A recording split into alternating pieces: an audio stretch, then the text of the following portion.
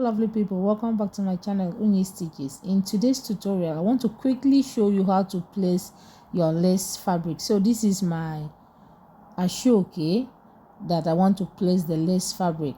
So without wasting much of our time, let's get started. So this is the fabric, the lace that I want to use. I've placed it already on my ashoke. So what I'll do will be for me to go ahead and pin it down, as you can see me doing so. Please watch the way I'm doing it and follow the same step, and you will get a very good result.